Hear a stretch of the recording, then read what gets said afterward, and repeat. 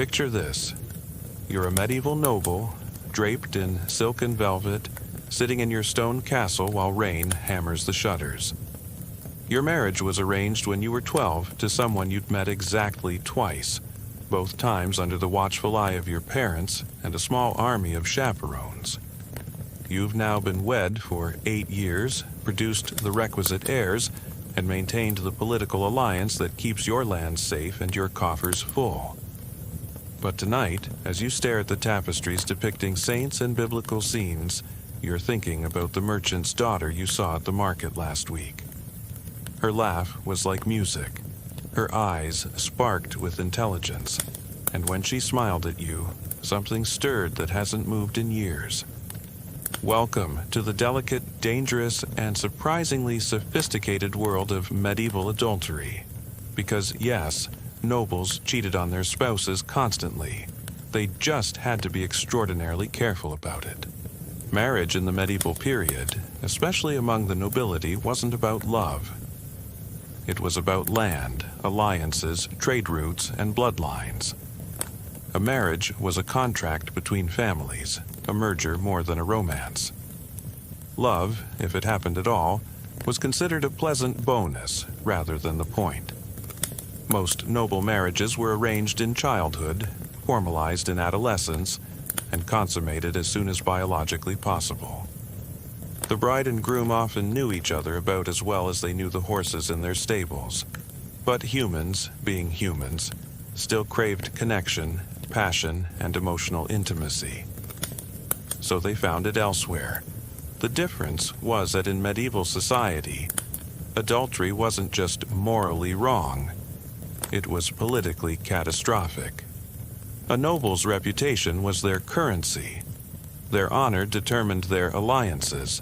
Their bloodline was their legacy. One poorly managed affair could destroy generations of carefully cultivated power. So nobles who strayed, and many did, had to become masters of discretion. They developed an entire ecosystem of secrecy, coded language, and plausible deniability that would make modern spies weep with admiration. Let's start with the basic infrastructure of noble infidelity, because medieval castles and manor houses weren't exactly designed for privacy. These were sprawling communal spaces where servants, guests, family members, and retainers moved constantly through halls, chambers, and courtyards.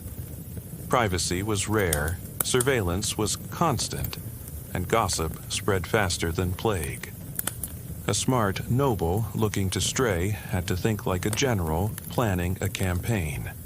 First, you needed allies. This usually meant cultivating loyalty among your personal servants, particularly your chamberlain, ladies-in-waiting, or personal guards. These weren't just employees, they were co-conspirators who could create diversions, carry messages, and provide alibis. The key was choosing servants who were either deeply loyal, well compensated, or possessed secrets of their own that ensured mutual silence. Next, you needed safe spaces. Medieval nobles often maintained multiple residences, hunting lodges, religious retreats, or guest houses that could serve as meeting places. Some would arrange extended visits to trusted friends' estates, where a host might turn a blind eye to certain activities in exchange for future favors. Urban nobles sometimes kept discreet apartments in cities, ostensibly for business purposes but actually for romance. Then came the elaborate systems of communication. Medieval nobles developed their own versions of encrypted messaging, using trusted intermediaries to carry notes, arranging seemingly innocent meetings at markets or religious services, or employing coded language in their official correspondence. A letter discussing the health of horses might actually be arranging a romantic rendezvous. Plans for a hunting expedition could mask plans for an affair. The timing had to be perfect. Affairs were often scheduled around religious festivals, trade fairs, or seasonal hunts when travel was expected and unusual absences could be explained. Some nobles would feign illness to create opportunities for private meetings. while others would use legitimate political or business obligations as cover for romantic escapades. But perhaps most importantly, medieval nobles mastered the art of public performance. They would maintain impeccable public behavior with their spouses, demonstrating appropriate affection and respect in front of witnesses. They understood that successful adultery required being above suspicion, not just avoiding detection. The church, ironically, sometimes provided the perfect cover for affairs. Medieval religious life included numerous pilgrimages, retreats, and religious festivals that required travel and offered opportunities for clandestine meetings. Some nobles would arrange to take spiritual journeys that happened to pass through towns where their lovers lived. Others would use extended stays at monasteries or convents as cover for romantic activities in nearby locations. Religious confession also created an interesting dynamic. Nobles could confess their sins to trusted priests, receive absolution, and then often continue the same behavior. Some priests, particularly those who owed their positions to noble patronage, were remarkably understanding about their patrons' romantic complications. Others could be bought with donations or favors. The code of courtly love, which emerged in medieval literature and culture, actually provided a sophisticated framework for managing extramarital relationships. This wasn't about crude sexual conquest, but rather an elaborate system of romantic devotion that often existed parallel to marriage. Under the rules of courtly love, a knight or noble could dedicate themselves to a lady, write poetry in her honor, perform deeds in her name, and maintain a passionate emotional relationship that was technically chaste. Of course, many of these supposedly pure courtly relationships included distinctly physical elements, but the literary and cultural framework provided plausible deniability. If caught in a compromising situation, lovers could claim they were merely engaging in the refined romantic traditions celebrated in poetry and song. The technical preservation of the lady's virtue, at least in public perception, was often what mattered most. Medieval nobles also benefited from a certain degree of gendered double standards. Male nobles, especially unmarried ones, were often expected to have sexual experience and romantic adventures. Their affairs, while technically sinful, were frequently overlooked as long as they were discreet and didn't threaten legitimate bloodlines or important alliances. Female nobles faced much stricter scrutiny, but clever women found ways to navigate these restrictions. Some noble ladies cultivated reputations for extreme piety, using religious devotion as cover for their romantic activities. Others developed close relationships with female companions or ladies-in-waiting who could provide alibis and assistance. The most sophisticated female nobles learned to use the political and social networks that surrounded them, turning potential enemies into allies through careful manipulation of information and favors. The seasonal nature of medieval life provided natural opportunities for affairs. During winter months, when travel was difficult and social activities were limited to closed castle communities, nobles often engaged in indoor romances with people in their immediate circle. Spring and summer brought increased travel, trade, and social gatherings that created opportunities for new relationships or continuation of existing ones. Hunting expeditions were particularly favored for romantic activities. These could last for weeks, involved travel to remote locations, and provided legitimate reasons for nobles to be away from their primary residences. The composition of hunting parties could be carefully managed to include or exclude certain individuals, and the informal atmosphere of camp life created opportunities for private conversations and clandestine meetings.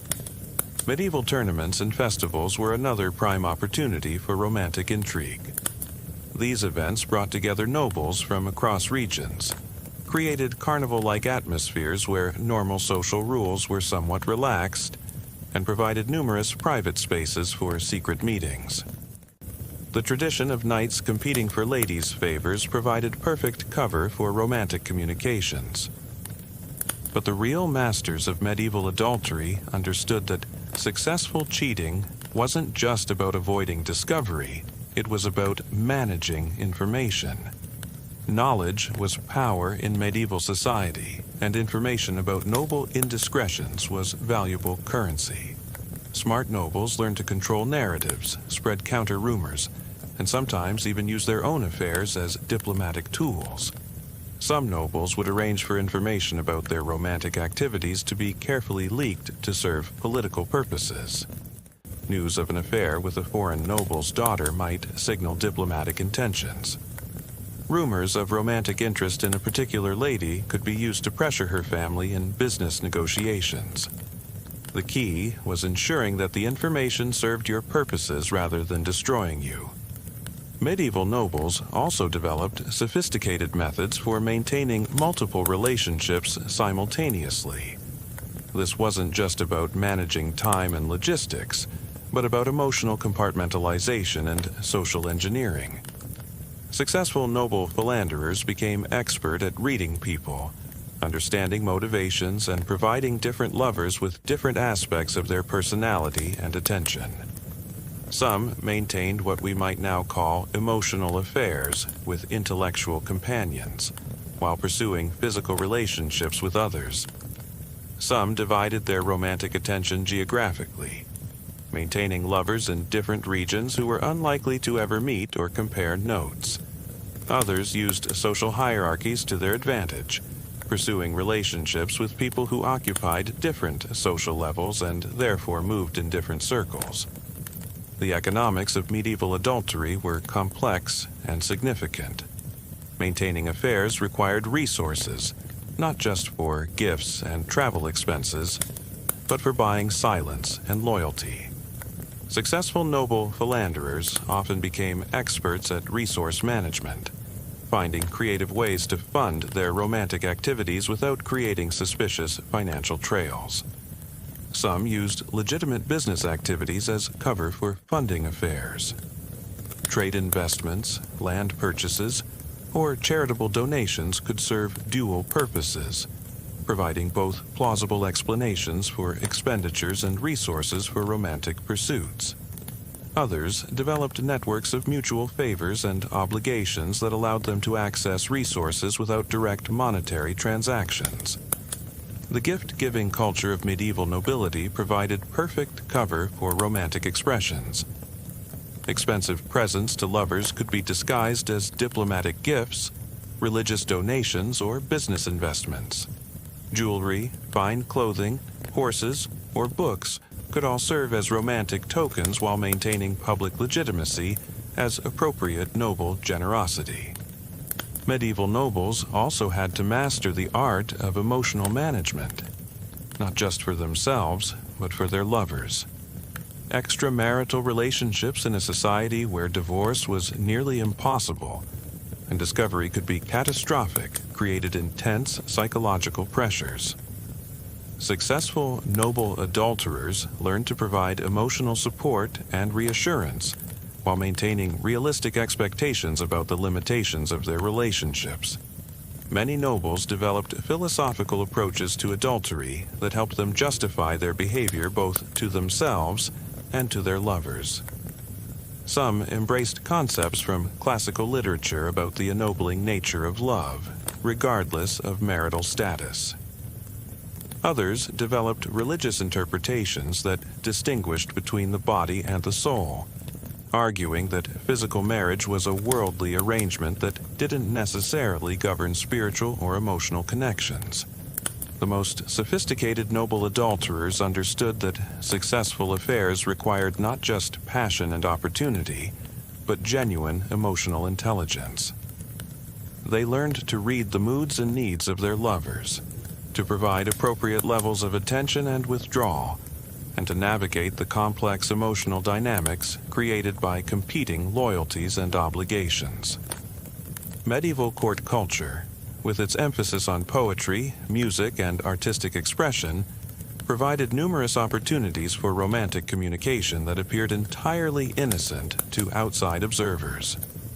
Love songs could be performed in public settings, ostensibly as entertainment, while actually serving as messages between lovers. Poetry could be circulated that appeared to be abstract artistic expression, but actually contained specific personal references understood only by intended recipients. Dance, too, became a form of romantic communication. The formal, structured nature of medieval court dances provided opportunities for brief physical contact, eye contact, and subtle communications that could appear entirely appropriate to observers while carrying intense romantic significance for participants. Even religious activities could be turned to romantic purposes.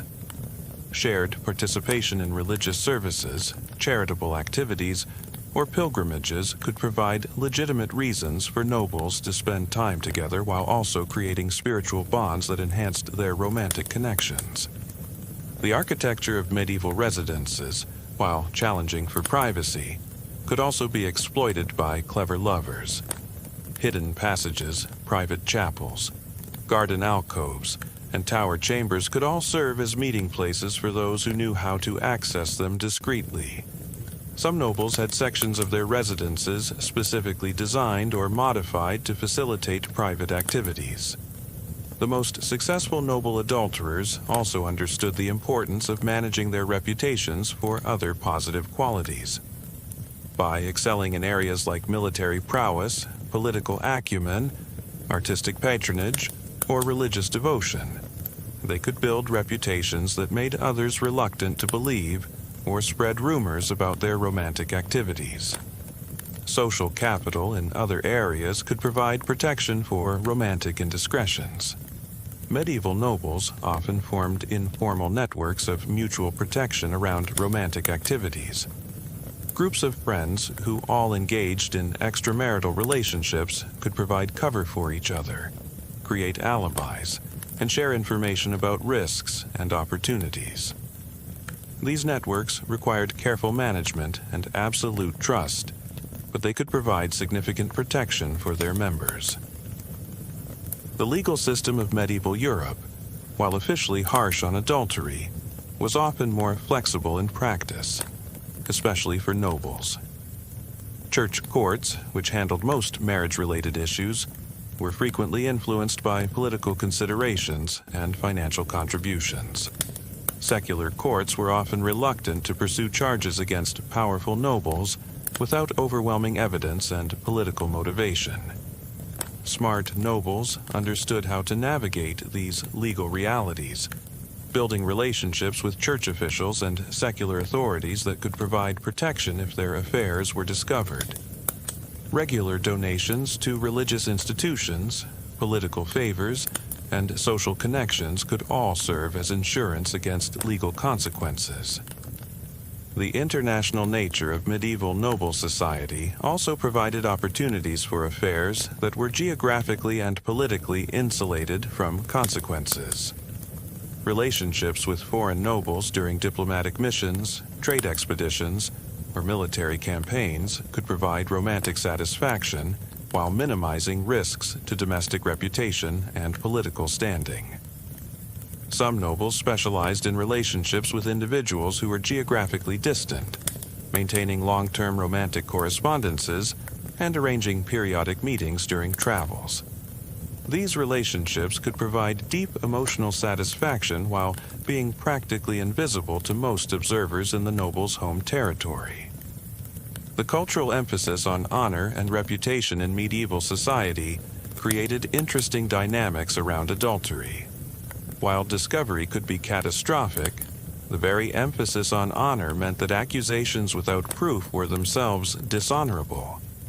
This created a protective barrier around nobles who maintained good public reputations and careful behavior. Medieval nobles learned to use the honor culture to their advantage, understanding that direct accusations were socially risky for accusers as well as accused. By maintaining impeccable public behavior and cultivating strong reputations in other areas, they could make themselves difficult targets for rumors and gossip. The role of servants in noble affairs was complex and crucial. Beyond simply providing practical assistance, trusted servants often became emotional confidants and advisors for their noble employers. The most valuable servants were those who could provide not just secrecy and assistance, but wise counsel about the management of romantic relationships.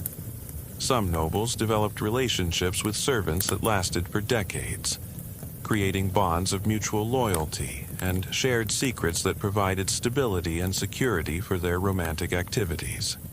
These relationships required careful maintenance and appropriate rewards, but they could provide invaluable support for complex emotional and logistical challenges.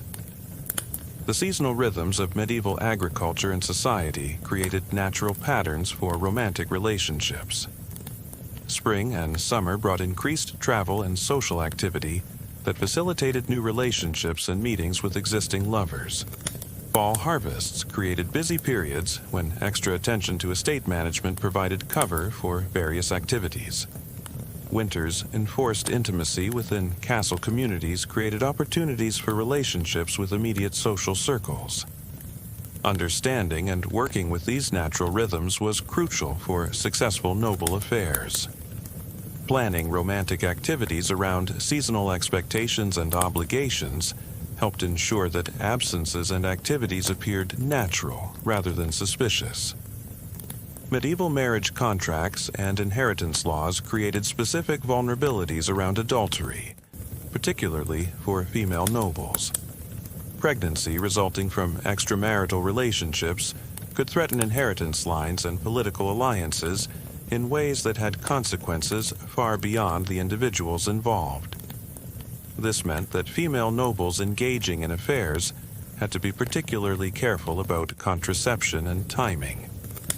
Some medieval noble ladies developed sophisticated knowledge of herbal contraceptives and abortifacients, often disguised as general medical knowledge or religious healing practices.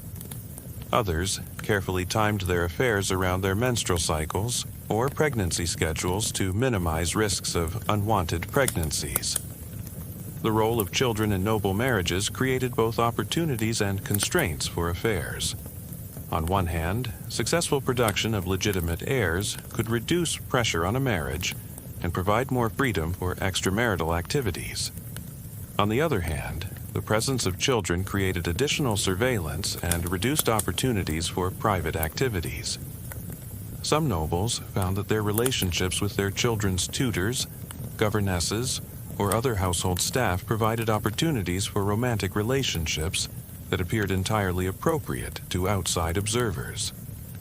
The legitimate need for regular private consultations about children's education and development could provide perfect cover for romantic activities. Medieval medical knowledge and practices also played a role in noble affairs. Understanding of reproduction, sexually transmitted diseases, and contraception was limited, but not entirely absent. Nobles with access to educated physicians or herbalists could receive advice and treatments that supported their romantic activities while maintaining their health and fertility. Some nobles developed relationships with medical practitioners that provided not just treatment, but also advice and supplies for their romantic activities. Physicians and herbalists, often educated and sophisticated individuals, could become valuable allies and confidants for nobles pursuing complex romantic lives. The literary culture of medieval courts provided models and inspiration for real-life romantic behavior. The popularity of romantic literature, particularly the Arthurian legends and courtly romance novels, created cultural frameworks that made certain types of extramarital relationships not just acceptable, but admirable. Nobles often consciously modeled their romantic behavior on literary examples, using the cultural authority of respected texts to justify and structure their real-life relationships. This literary framework provided not just inspiration but also language and concepts for understanding and communicating about romantic relationships. The influence of classical texts, particularly Ovid's Art of Love, provided sophisticated theoretical frameworks for understanding and pursuing romantic relationships. Medieval nobles with classical educations could draw on ancient wisdom about love, seduction, and relationship management to inform their own romantic strategies. Religious and philosophical texts also provided frameworks for understanding love and desire that could be adapted to justify extramarital relationships. The complex medieval synthesis of classical philosophy, Christian theology, and practical wisdom created rich intellectual resources for nobles seeking to understand and justify their romantic activities. The musical culture of medieval courts provided numerous opportunities for romantic expression and communication. Love songs, ballads, and instrumental pieces could all serve as vehicles for romantic messages while appearing to be simple entertainment. Nobles often commissioned or composed music specifically for their lovers, creating personalized artistic expressions of their relationships. Musical performances at court gatherings provided opportunities for subtle communications between lovers. A particular song choice, a specific instrumental arrangement, or even the timing of a musical performance could carry romantic significance understood only by intended recipients. The tradition of musical patronage also provided cover for romantic relationships. Nobles could maintain close relationships with musicians, poets, and other artists under the guise of cultural support while actually pursuing romantic interests. The irregular hours and travel requirements of artistic careers provided perfect cover for romantic activities. Medieval fashion and jewelry provided additional means for romantic communication and expression. Specific color combinations, particular accessories, or unique clothing arrangements could serve as signals between lovers. The exchange of jewelry, clothing accessories, or other personal items could express romantic sentiments while appearing to be simple social courtesies. Some nobles developed elaborate personal codes around fashion and appearance that allowed them to communicate with lovers in public settings without arousing suspicion. These visual languages required careful coordination and shared understanding, but they could provide remarkably sophisticated communication systems. The culture of gift exchange in medieval society provided cover for romantic expressions while also creating potential evidence of inappropriate relationships. Smart nobles learned to manage gift-giving carefully, providing romantic tokens that could be explained as appropriate social courtesies if discovered. The hunting culture of medieval nobility provided particularly rich opportunities for romantic activities. Hunting expeditions often lasted for days or weeks, involved travel to remote locations, and included carefully selected participants. The informal atmosphere of hunting camps and the physical challenges of hunting created natural opportunities for bonding and romance. These weren't casual weekend trips, but elaborate affairs involving dozens of servants, multiple camps, and complex logistics that could easily hide romantic subterfuge. The very nature of medieval hunting made it perfect for illicit romance. Imagine planning a boar hunt in the forests near your estate. You could legitimately invite specific nobles while excluding others, creating guest lists that served romantic rather than social purposes. The lady you've been corresponding with through coded poetry could be invited along with her husband, providing opportunities for carefully orchestrated, accidental encounters. Her husband might be assigned to hunt in the eastern woods while she joins the falconry party in the western meadows, where you happen to be demonstrating your new Falcon. The multi-day nature of these expeditions created extended opportunities for relationship development. During the day, hunting activities provided excuses for pairs or small groups to separate from the main party. I saw fresh deer tracks heading toward the river, you might announce, suggesting that you and your romantic interest should investigate while others continue toward the predetermined hunting grounds. These separations could last for hours, providing ample time for private conversations, romantic interludes, and emotional intimacy that would be impossible within the confines of castle life. Evening activities at hunting camps were particularly conducive to romance. After successful hunts, celebrations around campfires created relaxed, intimate atmospheres, where normal social hierarchies and constraints were somewhat relaxed. The consumption of wine and ale, the telling of hunting stories, and the general atmosphere of celebration provided perfect cover for romantic communications. A toast to a particularly impressive kill could actually be a romantic declaration, understood only by its intended recipient. Some nobles became expert at using hunting activities as cover for romantic meetings. A dawn hunting expedition might actually be a romantic rendezvous disguised as an early morning attempt to catch deer at their watering places. The pre-dawn darkness and the legitimate need for silence during deer hunting provided perfect conditions for intimate encounters. An afternoon's falconry could provide cover for a private conversation, as the training and exercise of hunting birds required quiet, patient attention that naturally separated falconers from other hunting activities. An evening's discussion of hunting strategy might actually be romantic planning, as the need to coordinate the next day's activities provided excuses for private consultations between specific individuals.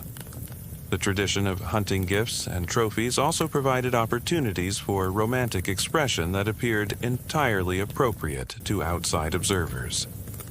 A successful hunt could be dedicated to a lover, with the dedication appearing to be simple courtesy or appropriate recognition of a patron. Hunting trophies could be presented as romantic tokens while maintaining the appearance of standard hunting etiquette.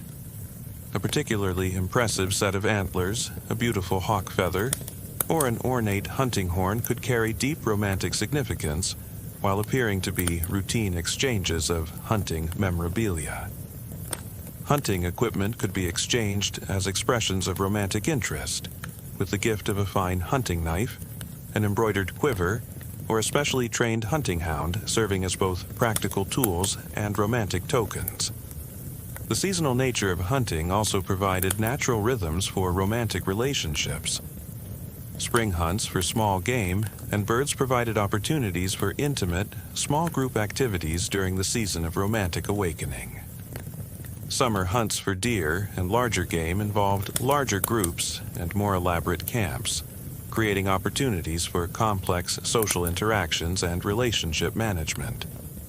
Fall hunts, often the most important of the year, provided opportunities for dramatic romantic gestures and declarations during the season associated with harvest and preparation for winter separation.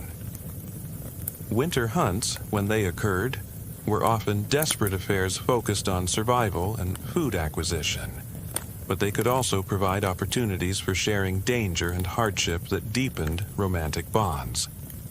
Medieval travel, while challenging and dangerous, provided significant opportunities for romantic adventures that were often more intense and memorable than relationships conducted within the safe confines of familiar territories.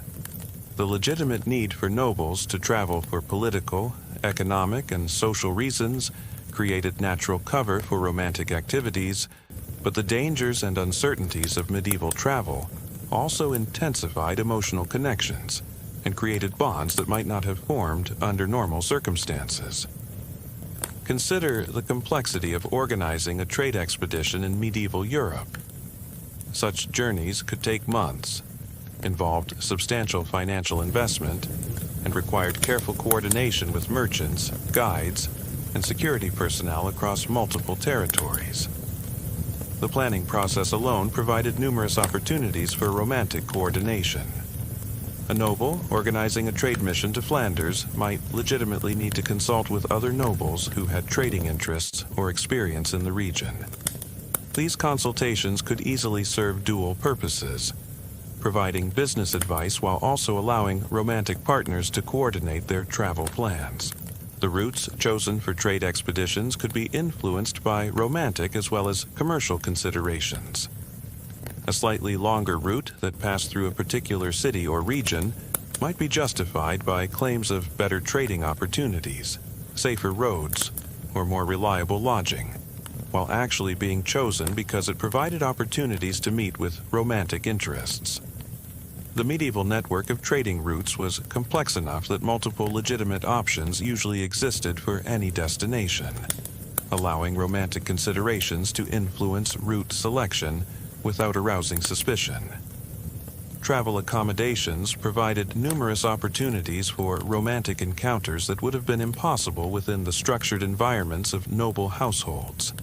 Medieval inns, monastery guest houses, and the homes of fellow nobles who provided hospitality to travelers all offered different types of opportunities for private meetings and romantic activities.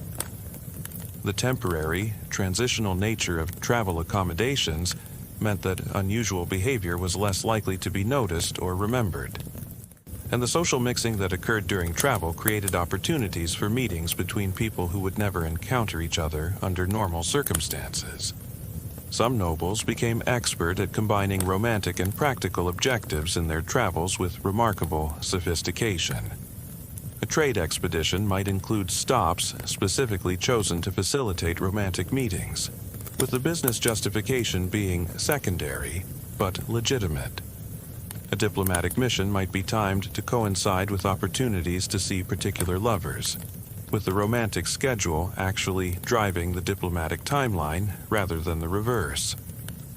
A religious pilgrimage might follow routes that pass through locations where romantic interests lived, with the spiritual journey providing perfect cover for very earthly activities.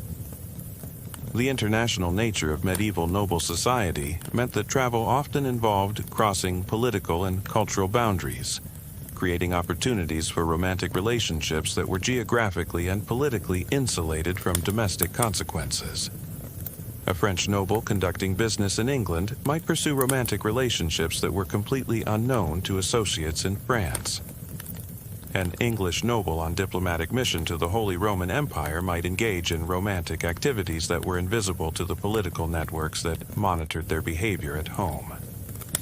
The culture of hospitality in medieval society meant that traveling nobles could expect accommodation and entertainment from fellow nobles along their routes. But this hospitality system also created complex opportunities for romantic relationships. The host-guest relationship provided legitimate reasons for private meetings, gift exchanges, and expressions of mutual regard that could easily mask romantic activities. A traveling noble might develop ongoing romantic relationships with hosts encountered during regular business travels, creating a network of romantic connections across their normal travel routes. The linguistic diversity of medieval Europe provided additional opportunities for romantic discretion during travel. Love letters, or romantic conversations conducted in languages that were unfamiliar to local observers, could provide security against discovery. A French noble traveling in Germanic territories might conduct romantic correspondence in Latin, Arabic, or even Hebrew, languages that would be incomprehensible to most observers, but familiar to educated romantic partners. The legal complexities created by travel across medieval political boundaries also provided protection for romantic activities.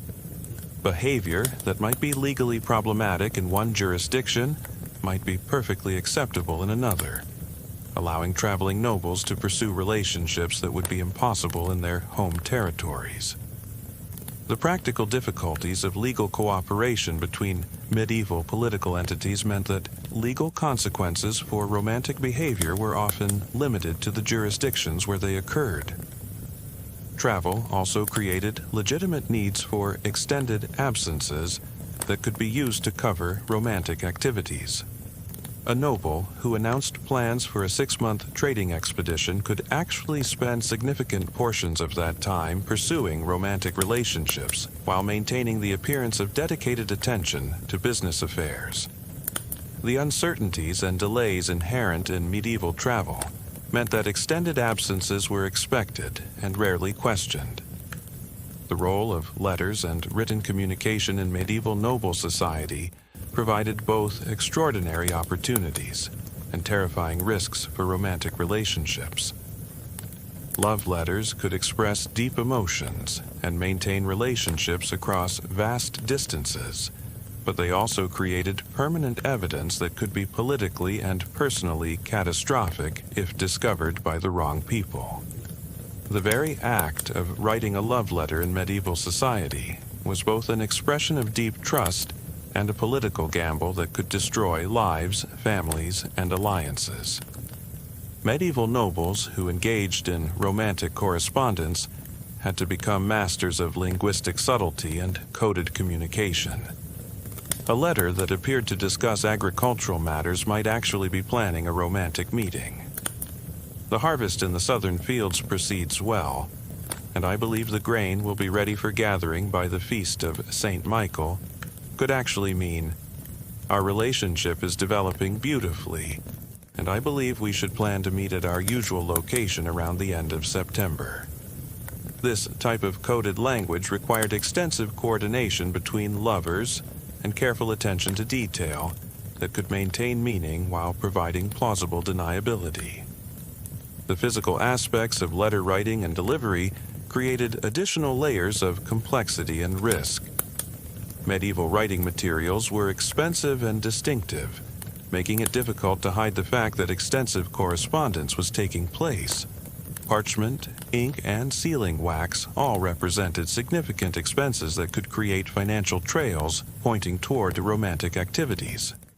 Some nobles addressed this by incorporating romantic correspondence into their regular business communications, hiding love letters within routine administrative correspondence, or disguising romantic messages as business communications. The process of letter delivery in medieval society involved multiple people and created numerous opportunities for interception, discovery, or betrayal. Most nobles employed servants or hired messengers to carry their correspondence, meaning that romantic letters had to pass through multiple hands before reaching their intended recipients. This created the need for sophisticated systems of messenger selection, route planning, and security measures that rivaled those used for important political or military communications. Some nobles developed elaborate networks of trusted intermediaries specifically for handling romantic correspondence.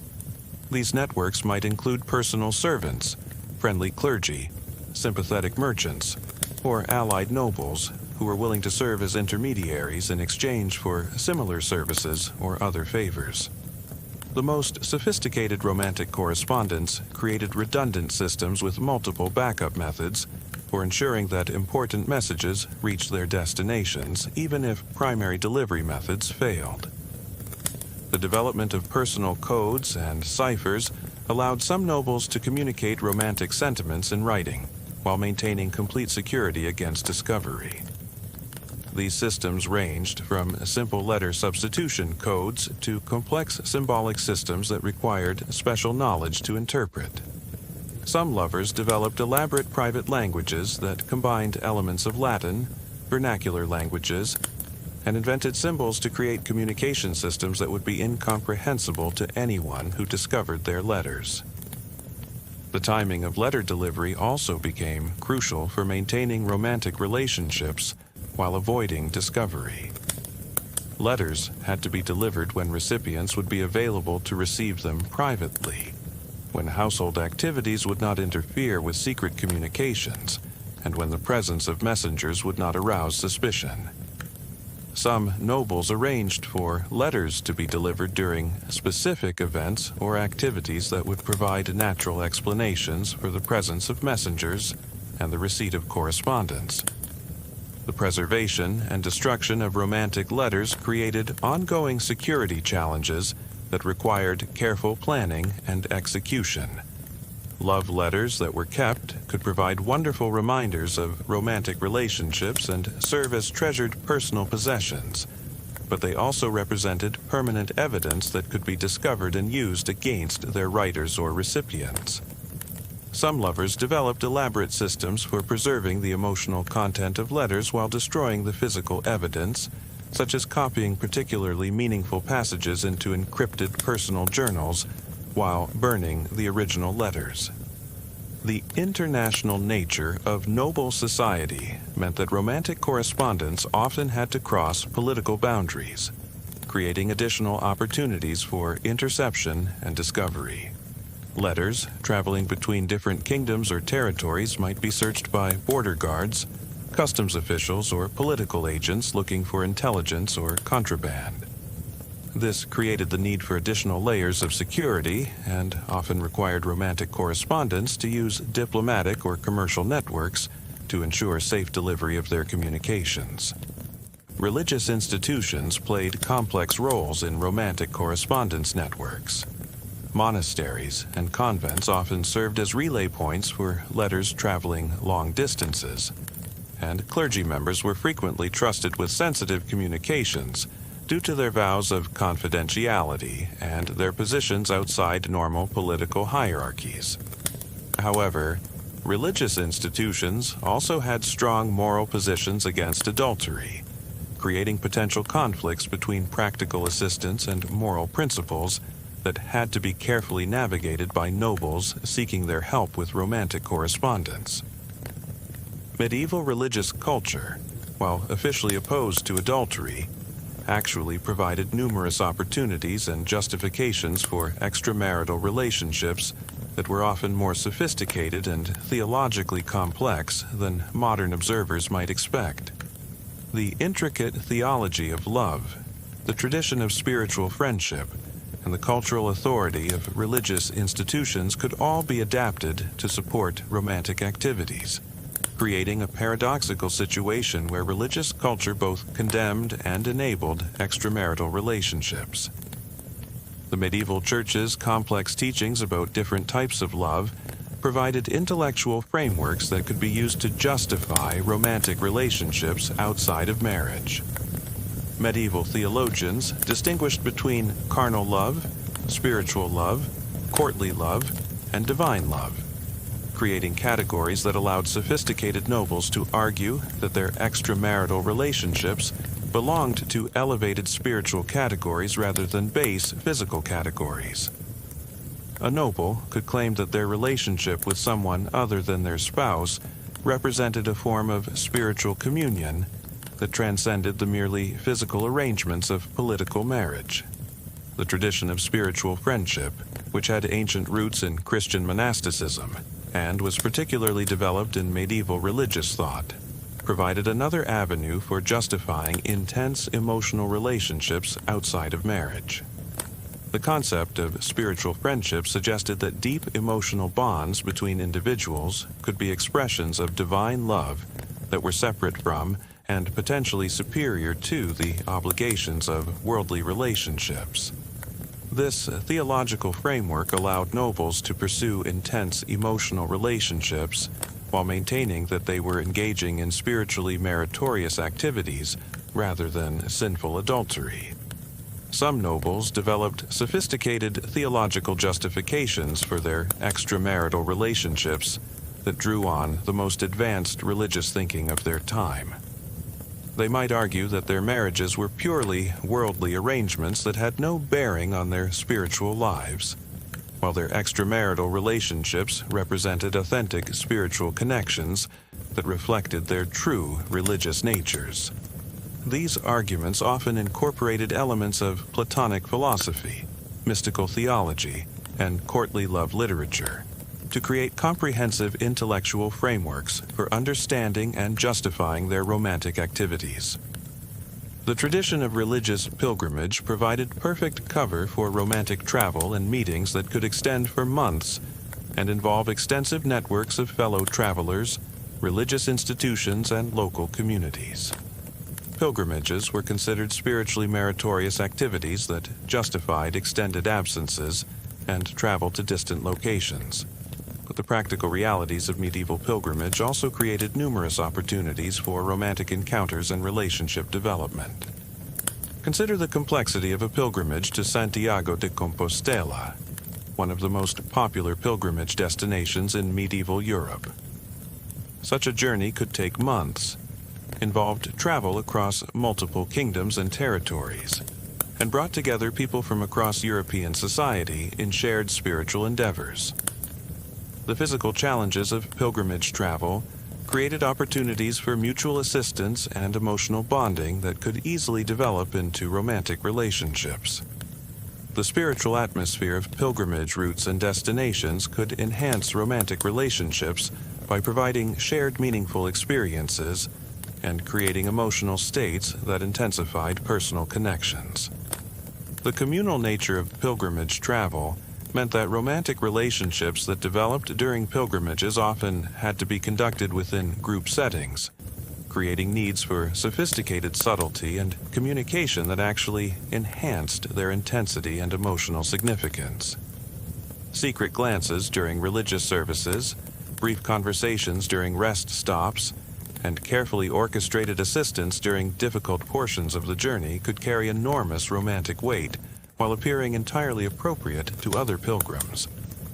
Religious festivals and holy days provided opportunities for romantic meetings while maintaining the appearance of spiritual devotion. But these occasions also created complex emotional environments where religious ecstasy and romantic passion could become intertwined in ways that intensified both experiences. The crowds and activities associated with religious celebrations could provide cover for private meetings and romantic communications, while the heightened emotional states associated with religious observance could enhance romantic feelings and create memorable, shared experiences. Medieval mystical tradition, which emphasized direct personal experience of the divine and often used language of love and union to describe spiritual experiences, provided additional frameworks for understanding and justifying intense personal relationships. Nobles familiar with mystical literature and traditions could draw on this rich tradition of love language to express and understand their romantic relationships in spiritual terms that elevated them above mere physical attraction or worldly convenience. The practice of religious confession created complex dynamics around extramarital relationships that often provided more protection than punishment for romantic activities. While confession was supposed to lead to repentance and reform, the practical realities of medieval religious life meant that confession often became a regular spiritual practice that allowed nobles to maintain ongoing patterns of behavior while receiving regular spiritual absolution. A noble could confess their romantic activities regularly while continuing to pursue them, creating a spiritual framework that provided psychological comfort without requiring behavioral change. The political relationships between nobles and religious institutions also influenced how extramarital relationships were handled by church authorities. Nobles, who were generous patrons of religious institutions, who provided political protection for church interests, or who had family members in religious positions, often found that church authorities were remarkably understanding about their romantic complications. The practical needs of religious institutions for noble support often outweighed theoretical moral positions when dealing with powerful patrons. The international networks created by religious institutions provided opportunities for romantic relationships that crossed political boundaries while maintaining the appearance of religious devotion. A noble could develop relationships with foreign clergy, participate in international religious activities, or maintain correspondence with religious figures in other countries, all while using these connections to facilitate romantic relationships with other lay people encountered through religious networks. The economic aspects of medieval noble adultery extended beyond simple financial management to include complex considerations of political and social investment. Romantic relationships could serve as investments in future political alliances, sources of valuable information, or means of gaining access to new economic opportunities. Some nobles strategically pursued romantic relationships with individuals who could provide political or economic advantages, combining personal satisfaction with practical benefits. These relationships required careful management to ensure that both romantic and practical objectives were achieved without compromising either. The culture of medieval banking and credit also provided opportunities for managing the financial aspects of romantic relationships discreetly. Loans, investments, and financial partnerships could provide cover for transfers of money or goods to lovers while maintaining the appearance of legitimate business activities. International trade relationships provided opportunities for nobles to maintain romantic relationships across political boundaries while also pursuing legitimate economic interests. Trade partnerships could provide cover for regular communication and meetings with foreign lovers while also generating actual economic benefits. The military culture of medieval nobility provided both opportunities and constraints for extramarital relationships. Military campaigns, while dangerous and demanding, could provide opportunities for romantic relationships with fellow soldiers, camp followers, or local civilians encountered during campaigns. Some nobles found that the intense bonds formed during military service created opportunities for romantic relationships that would have been impossible in peacetime social settings. The shared dangers and experiences of military life could create deep emotional connections that transcended normal social boundaries. The tradition of military hospitality and alliance building also provided opportunities for romantic relationships with foreign nobles encountered during campaigns or diplomatic missions related to military activities. These relationships could serve both personal and political purposes, creating bonds that could influence future military and political cooperation. However, military service also created constraints on romantic activities due to the demands of command responsibility, the need to maintain discipline among troops, and the risks associated with divided attention during dangerous activities.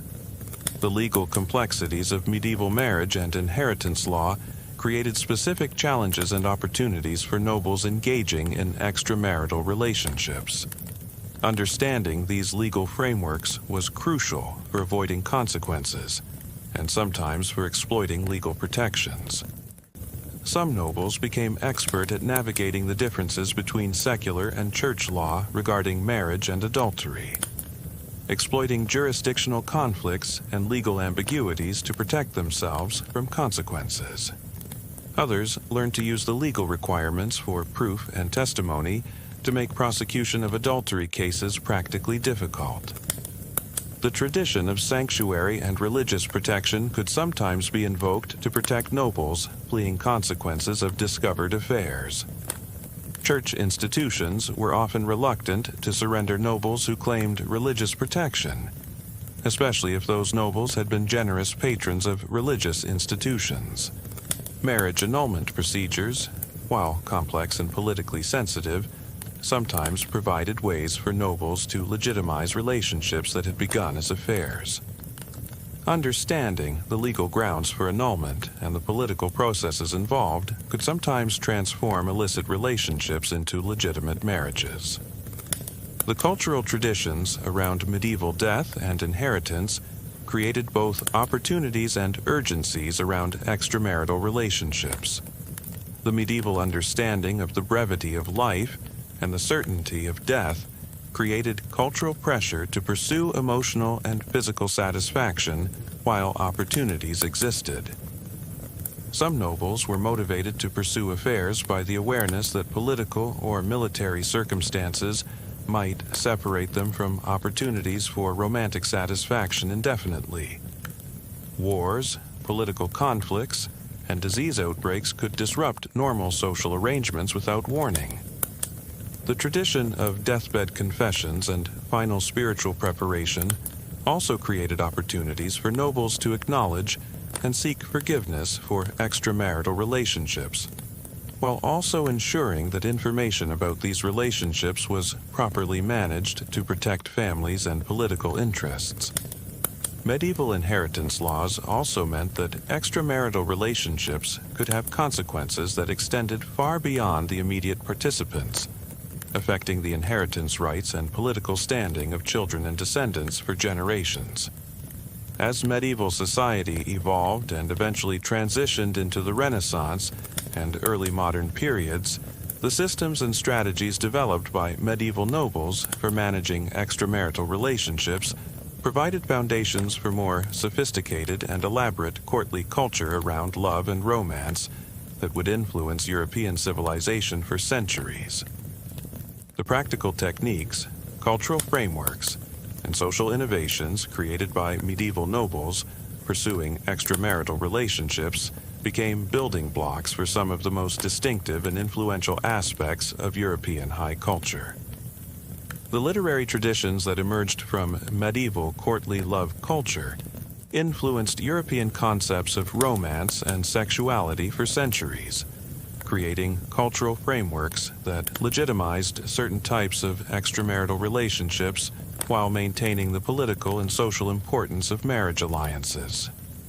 The poetry, songs, and stories that originally served as coded communications between medieval lovers became foundational texts for European literature, influencing everything from Shakespeare's sonnets to modern romance novels.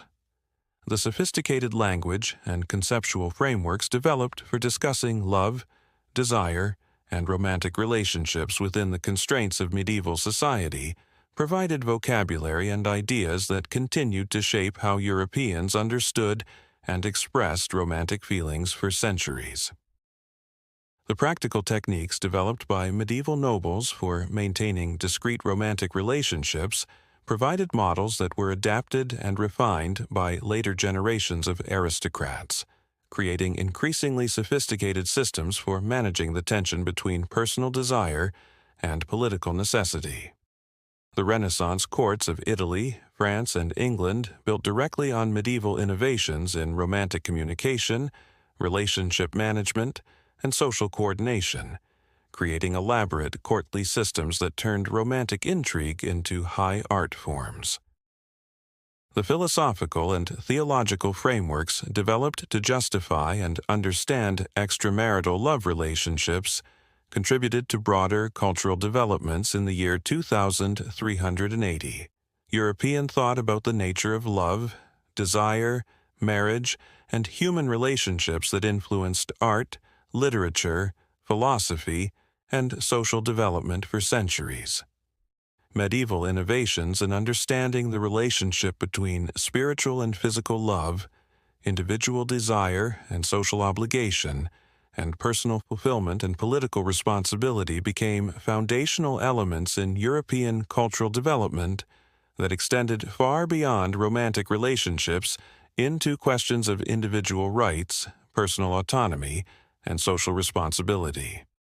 The architectural and technological innovations developed to facilitate private romantic communications and meetings influenced the design of Renaissance palaces, the development of private apartments within larger households, and the creation of garden spaces and other environments designed to support intimate social interactions. The practical needs of medieval nobles for private spaces and secure communications drove innovations in architecture, interior design, and landscape design that influenced European residential design for centuries. The economic and financial techniques developed for funding and managing extramarital relationships contributed to broader innovations in medieval banking, credit systems, and international trade that influenced the development of European commercial culture. The needs of nobles for discrete financial transactions, international money transfers, and complex resource management created demands that drove innovations in medieval commercial practices that extended far beyond romantic activities. The legal and political strategies developed for protecting nobles engaged in extramarital relationships contributed to broader developments in medieval law, diplomacy, and political theory that influenced European political development for centuries. The sophisticated understanding of jurisdictional issues, legal procedure, and political protection developed by nobles managing romantic risks contributed to broader innovations in legal thinking and political practice that shaped European political development. Today, when we think about medieval nobles and their extramarital affairs, it's easy to focus on the salacious details, or to judge their behavior by modern standards of monogamy and romantic autonomy.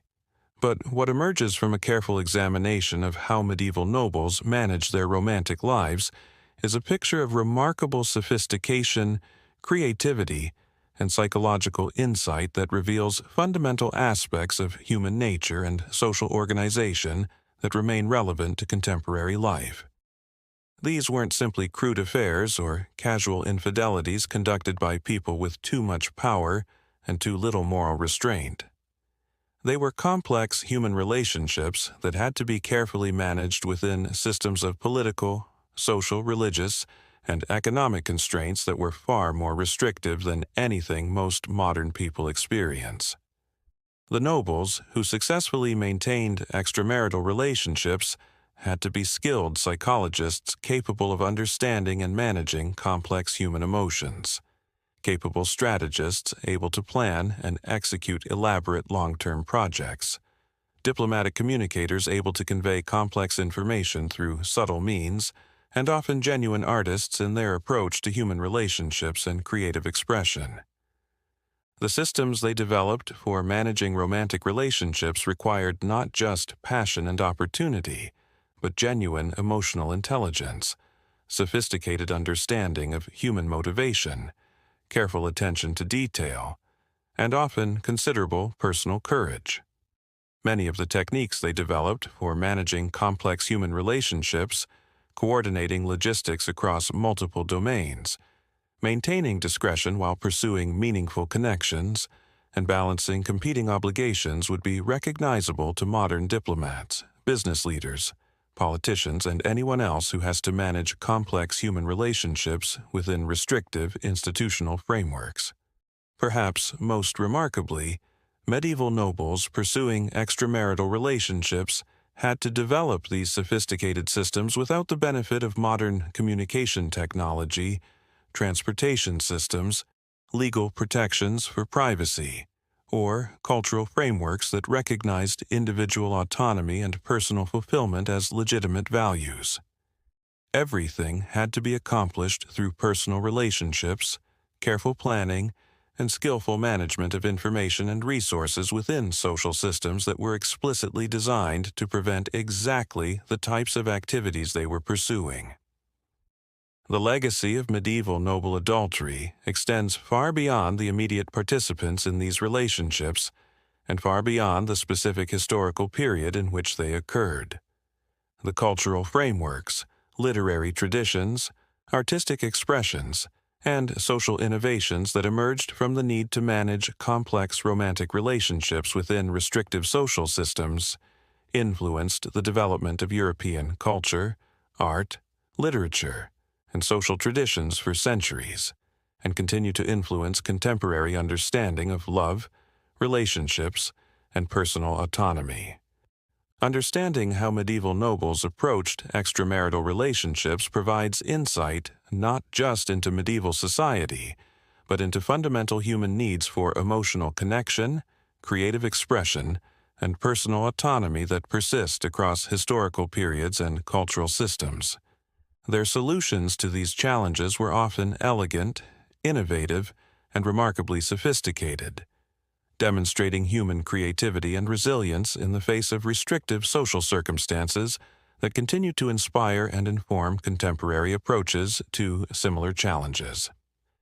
So, the next time you read a medieval romance novel, watch a historical drama about courtly love, or encounter references to chivalric tradition and courtly romance, remember that behind the literary fantasy was a very real world of people trying to balance genuine human emotions with complex social, political, and economic realities.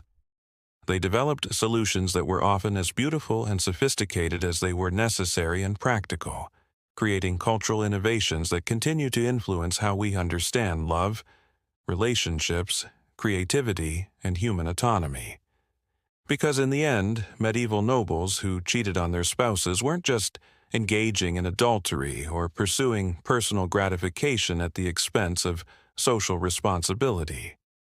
They were pioneering new forms of human relationship, creating cultural innovations that would influence European society for centuries, and solving complex logistical and emotional challenges with creativity and sophistication that deserves recognition, even if we don't necessarily endorse their moral choices or want to replicate their social circumstances. They remind us that human beings have always found ways to pursue emotional satisfaction and personal connection, even within the most restrictive social systems and regardless of the personal and political risks involved. And perhaps most importantly, they demonstrate that love, desire, and human connection are forces powerful enough to inspire remarkable creativity, sophisticated planning, and genuine artistry in their pursuit and expression, creating cultural innovations that outlast the individuals who created them and continue to enrich human experience across centuries and cultures.